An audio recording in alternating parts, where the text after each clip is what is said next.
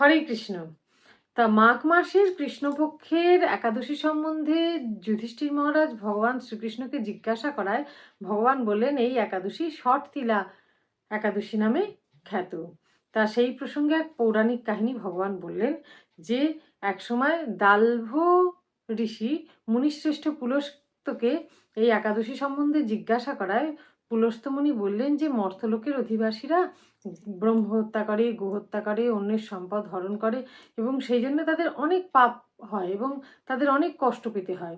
তা যদি তারা এই ষটতিলা ব্রত পালন করে তাহলে তারা তাদের সমস্ত পাপ থেকে মুক্ত হতে পারবে। সেই জন্য তাদের নিজেদেরকে ভগবানের কাছে সমর্পণ করতে হবে এবং তিলপাত্র দান করতে হবে। এবং এই তিলের 6 রকম ব্যবহার হয় বলে এই একাদশীকে ষটতিলা একাদশী বলা হয়। তা ভগবান বললেন যে নারদ মুনিও তাকে একবার এই একাদশী সম্বন্ধে জিজ্ঞাসা করেছিলেন। তা সেটিও যুধিষ্ঠির মহারাজকে ভগবান বললেন যে এক সময় মর্তলোকে এক ব্রাহ্মণী ছিল।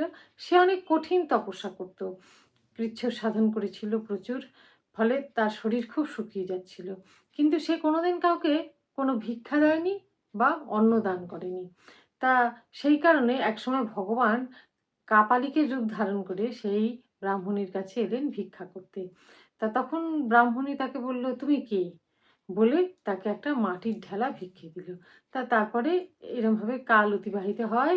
সে সশরীরে স্বর্গে গেল তার পুণ্যকর্মের ফলে। তা সেখানে গিয়ে সে এক সুন্দর গৃহ পেল, কিন্তু সেই গৃহে কোনো অন্ন নেই। তখন সে ভগবানকে বললেন যে হে জনার্দন, আমি এত তপস্যা করেছি, কৃচ্ছ সাধন করেছি, আমার গৃহে অন্ন নেই। এদিকে স্বর্গের দেবীরা তাকে দেখতে আসছে যে একজন মানবী স্বর্গলোকে এসছে সশরীরে।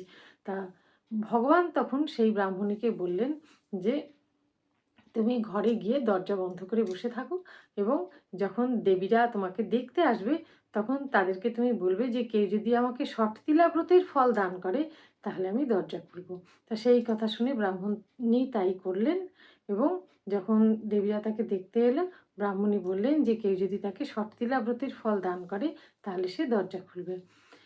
তা এইটা বলার পরে একজন দেবী তাকে ষটতিলা ব্রতের ফল দান করলেন এবং তখন সেই ব্রাহ্মণী দরজা খুলতে তারা দেখলো তার গৃহ ধনধান্যে পূর্ণ। তা এই ষটতিলা একাদশীর মাহাত্ম্য অসীম। তা আসুন আমরা সকলে এই ব্রত পালন করি এবং পরের দিন সকালে 6:20 থেকে 9:57-এর মধ্যে পালন করে আমরা এই ব্রত সমাপ্ত করি। হরে কৃষ্ণ।